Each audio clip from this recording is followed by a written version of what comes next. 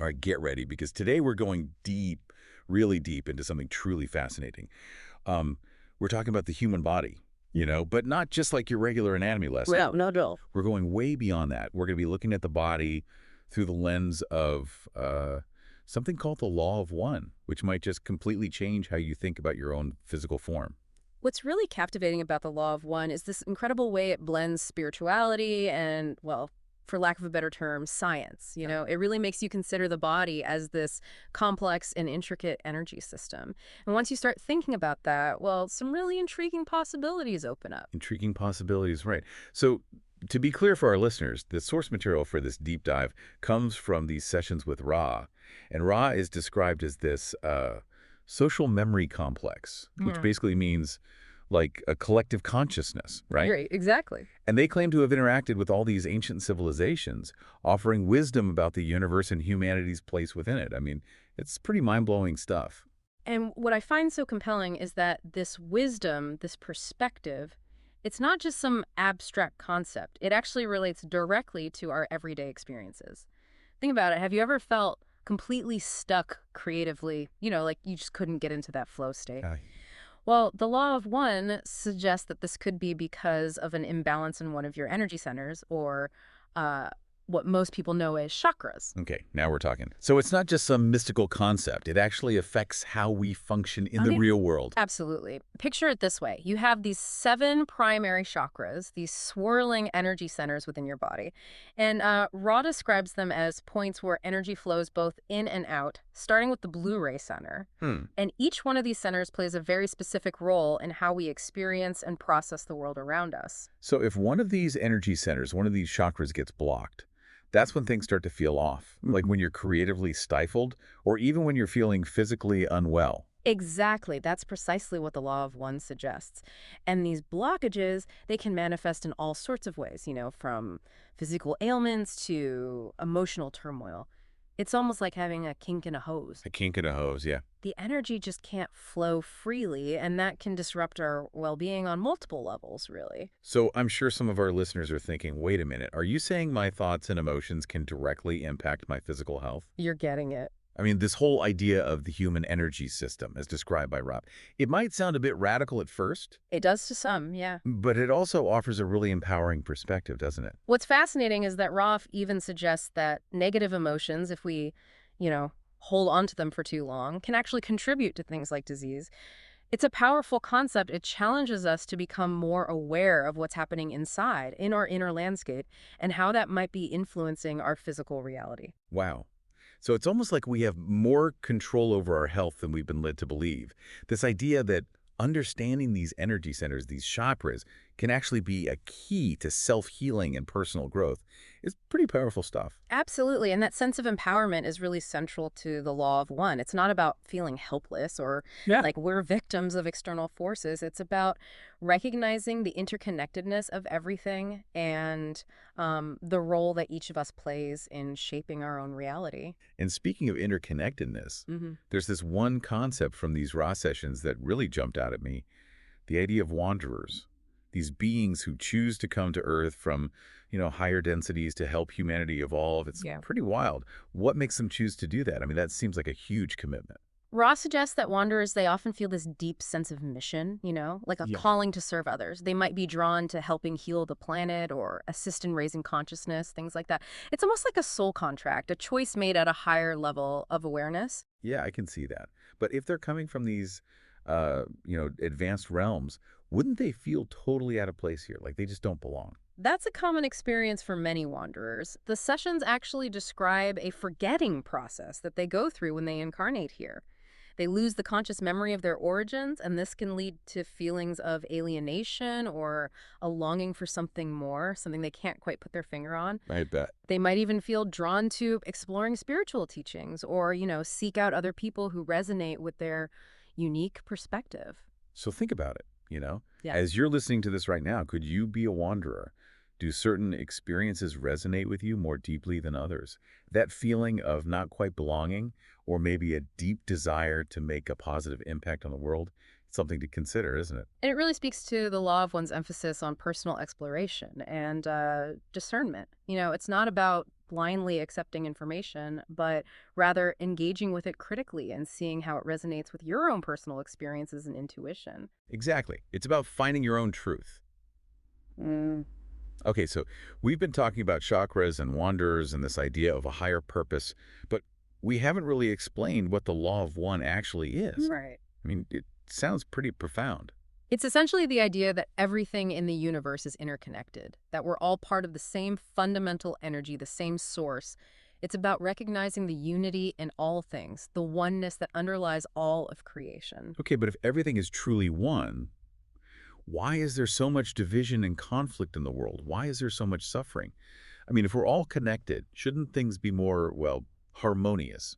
That's where the concept of free will comes in. Ra describes free will as, well, a primary distortion of the law of one, a necessary tool for our evolution. You see, free will allows us to make choices, to explore different paths, and to ultimately learn and grow through experience. But it also creates the potential for imbalance, for separation from that fundamental unity. So are you saying that free will is both a blessing and a curse? It gives us the power to create, but it also gives us the power to, well, to kind of mess things up. It's more nuanced than that. It's about understanding that we have a choice. We can choose to act in alignment with the law of one, to express love and service to others. Or we can choose to act in service to self, pursuing personal gain at the expense of others. And both of these choices, they have consequences. They shape the reality we experience, both individually and collectively. And it's those choices, those expressions of free will that contribute to this huge tapestry of evolution that the law of one describes. It's not just about our individual choices. It's about the collective consciousness of all of humanity and its journey through what Ra calls densities. Okay, wait.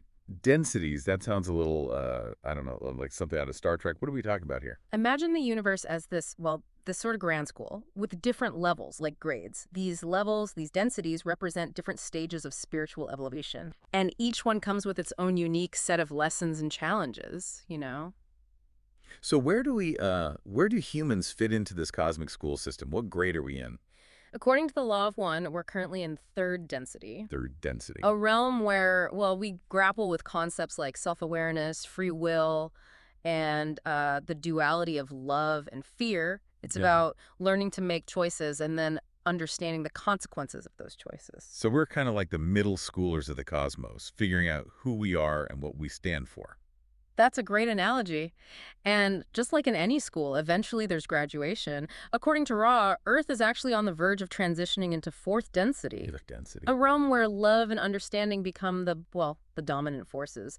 Think greater harmony, greater compassion, where we start to see the interconnectedness of all things much more clearly. Okay, that sounds pretty amazing. But I have to ask, does this transition mean we have to, leave our physical bodies behind? Does it feel like dying? Not in the way we typically think of death, no. Think of it more like a shift in consciousness, an expansion of awareness. It's like shedding an old skin and allowing a more evolved version of ourselves to emerge. So fourth density is like leveling up our consciousness, becoming more compassionate and more connected. Yeah, sign me up for that. Haha, I hear you. But while it does sound appealing, this transition isn't necessarily a cakewalk. You see, each density has its own set of challenges, and as Ra describes it, our planet is experiencing a bit of a bottleneck right now in this whole process. A bottleneck. Oh, yeah. What's holding us back from, graduating to this higher level of being? Well, Ra suggests it has to do with the mixed levels of spiritual evolution we have here on Earth. You see, there are those who are ready to harvest into fourth density, Okay. those who are focused on service to others and really embodying love and compassion. But on the other hand, there are also those who are, well, they're still clinging to those third density patterns, Mhm. self-service, fear, separation, those kinds of things. So this harvest, this transition to fourth density, it's not just going to happen automatically. We have to, I don't know, kind of earn our way there. In a sense, yes. It really comes down to the choices we make, the energy we embody. And it's not just about individual evolution, it's about the collective consciousness of humanity as a whole. Mm. The more we align ourselves with the law of one, the more we contribute to raising the overall vibration of the planet, which makes the transition, well, a little bit smoother for everyone. It makes you realize that our choices, they really have this ripple effect, don't they? I mean, it's not just our own lives that are affected. It's the entire planet and the evolution of consciousness itself. It's a lot of responsibility but it's also incredibly empowering when you think about it.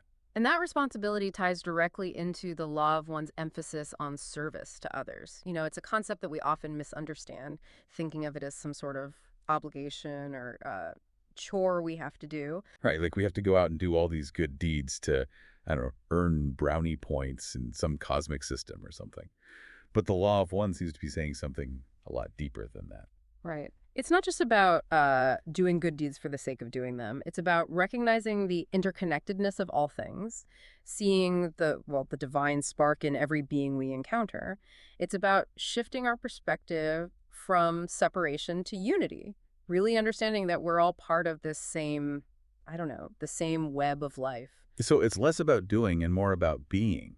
Like, if we truly embody the law of one, service to others becomes this natural expression of who we are. It's not something we force, it just flows. That's a beautiful way to put it. It's about recognizing that we're not just these isolated individuals striving for personal gain. It's about understanding that, well, we're all connected, we're all part of something much larger than ourselves. And from that place of unity, service becomes an act of love, a way of expressing our inherent interconnectedness. I love how the law of one takes these, abstract spiritual concepts and brings them back down to our everyday experience. Like, how does all this talk about densities and service actually connect to, this idea of the human body being a vessel for spiritual growth? That's where those energy centers we talked about earlier, the chakras, come back into play. Remember how we discussed that blockages in those centers can lead to, well, all sorts of physical and emotional imbalances? Oh, yeah, those spinning wheels of energy that can get all out of whack and cause all kinds of trouble. Well, the law of one suggests that those chakras are more than just physical or emotional regulators. They're also pathways for spiritual energy, connecting us to a larger energy field, a universal source of consciousness. Wait, so when our energy centers are balanced, when they're flowing freely, Mhm. we're actually more receptive to spiritual insights and guidance. It's like we're tapping into some kind of cosmic Wi-Fi. You got it. It's like tuning a radio to receive a clear signal. The more aligned we are energetically, the more clearly we can perceive the wisdom and love that, well, that's always available to us. It's always there. Okay, that makes so much sense. It's like our bodies are designed to be these incredible antennas picking up signals from the universe. But what about those times when things aren't so balanced? Yeah. When we're dealing with illness, pain, emotional turmoil, all that stuff. Does the law of one have anything to offer in those situations? Well, the law of one offers a unique perspective on healing. It suggests that it's not just about treating the symptoms, it's about understanding the underlying causes of disease. And those causes, well, they often stem from energetic imbalances or blockages in those very energy centers we've been talking about. So it's not about masking the problem, but actually getting to the root of what's causing it, Yeah. addressing the energy behind the illness. Precisely. And Ross suggests that practices like meditation, energy work, even the use of certain crystals can help restore balance and facilitate healing by working directly with those energetic pathways. Crystals. Wait, are we talking about the kind of crystals people wear for good luck? Or, put around their homes for good vibes? The very same. But the law of one takes it a step further, suggesting that crystals can act as, well, as amplifiers and conductors of energy. They can actually help direct healing energy to specific areas of the body. Okay, that's fascinating. So you're saying we can actually use crystals to help clear those energy blockages and promote healing? It almost sounds too good to be true. It's important to approach these ideas with an open mind, but also with discernment. Crystals aren't magic bullets or anything like that, but the law of one suggests that they can be powerful tools to support our own innate healing process. They can help us work with those subtle energies within our bodies. I love how the law of one encourages us to take this holistic approach to health and well-being, recognizing that we're not just physical beings, but also energetic beings. And it makes you wonder, if we can use crystals to influence energy flow in our bodies, does that mean we can use our minds to do the same thing? That's a great question. And it leads us to one of the most profound and potentially challenging aspects of the law of one, the power of thought. Okay, so we're back for the final part of our deep dive into the law of one and how it can, help us unlock those hidden secrets of our bodies. And I got to say, my mind is still kind of reeling from all this talk about chakras and densities and, the power of thought to shape reality. It's a lot. It definitely is a lot to process, and it's totally okay to feel a little overwhelmed. Remember, this is a journey of exploration, and not a race to the finish line. Take your time with it. That's good to hear. But speaking of finish lines, I have to ask about this concept of the harvest and Earth's transition into fourth density.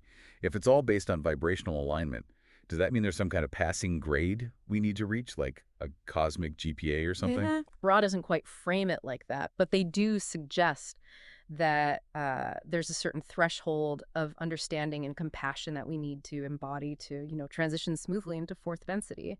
But it's not about checking boxes or accumulating good deeds. It's more about a fundamental shift in our way of being. It's about who we are at our core. Okay, that makes sense. But how do we actually measure that? How do we know if we're, on the right track or not? It's less about measuring, I think, and more about feeling. It's about cultivating a kind of inner knowing. Hmm. It's really about the quality of our being, the overall vibrational frequency that we radiate out into the world. And that frequency is influenced by, well, by a lot of things. Mm. Our thoughts, our emotions, our actions, even our intentions. So it's not just about what we do, but why we do it. Our intentions actually matter in all of this. Absolutely. The law of one really emphasizes that every choice we make, every single thought we think, every action we take carries a certain vibrational energy. And those energies, they have a ripple effect. They influence not only our own personal reality, but also the collective consciousness. We're all connected, remember? It's like that butterfly effect, right? Where one seemingly small action can have this huge cascading impact on everything around it. Exactly. And when we act from a place of love, compassion, and, service to others, we're contributing to this more harmonious and balanced energy field. Yeah. And that, in turn, helps elevate the collective vibration and, well, it can make this transition into fourth density a little bit smoother for everyone. I see, I see. Okay, yeah, Mm. I'm starting to see how it all fits together. But let's be realistic for a second. Not everyone is going to be on board with this whole love and light thing, right? I mean, there are going to people who, resist change, who cling to old patterns of fear and separation. What happens to those folks during this harvest? That's where the concept of polarity comes in. Remember how we talked about free will being a fundamental principle of the law of one? Hmm. Well, each individual has the right to choose their own path, to align with either service to others or, service to self. It's their choice. So are those who choose the path of service to self, the ones who maybe aren't as focused on love and compassion, are they like doomed to be left behind in third density? It's not about being left behind or punished or anything like that. Ray explains that there are actually paths of evolution for both polarities. It's not about judging one as, better or worse than the other. It's about recognizing that both polarities, they contribute to the overall learning and growth of creation. We need both. So even the so-called bad guys, the ones who are focused on, power and control and all that, they're actually playing a role in this whole cosmic drama. In a way, yes. You see, they offer a contrasting energy, a kind of catalyst for growth. Think of it like the yin and yang symbol. Both forces are necessary for balance. Okay, I think I'm starting to grasp the bigger picture here, but it's still pretty mind-boggling to think about. If we're all truly interconnected and our thoughts and actions have this profound impact on, our reality and the collective consciousness, does that mean we have like a responsibility to be more, I don't know, more conscious, more intentional in the choices we make? The law of one would definitely suggest that. It's about recognizing that we're not just passive observers in this grand experiment called life. We're active participants. And the more we align ourselves with those principles of love, compassion, and unity, the more we contribute to creating a future that, well, that reflects those values. That's the kind of world we want to build. So it's not just about living our lives, it's about actively shaping the destiny of humanity and the planet. Wow, no pressure, right? It's a huge responsibility, that's for sure, but it's also a privilege. To think that we actually have the power through our choices, our thoughts, our actions to contribute to a more loving and harmonious world, well, that's pretty remarkable, don't you think? It really is. It's a lot to take in, that's for sure. Well, this whole deep dive has been quite the adventure. We've explored the mysteries of the human body, delved into the nature of reality, and grappled with this idea of the power of thought to influence our individual and collective experiences. It's been a wild ride, but the law of one, it really offers a unique and empowering perspective on our place in the universe. I don't know about you, but I'm feeling pretty inspired. And remember, it's not about blindly accepting everything we've discussed here today. It's about taking this information and, seeing how it resonates with you, how it fits into your own understanding of the world. It's about continuing to explore, to question, and to, ultimately connect with your own inner wisdom. That's where the real magic happens. That's the beauty of a deep dive like this. It's not about finding all the answers. It's about opening ourselves up to new possibilities, new ways of seeing ourselves and, well, the world around us. And remember, you're not alone on this journey. We're all interconnected, all part of this grand cosmic dance of evolution. And by embracing those principles of love, compassion, and unity, we can create a more harmonious and fulfilling experience, for ourselves and for all beings. Beautifully said. Thank you so much for joining us on this incredible exploration of the Law of One and the hidden secrets of your body. Keep seeking, keep questioning, and keep an open heart. The universe, it's full of wonders just waiting to be discovered.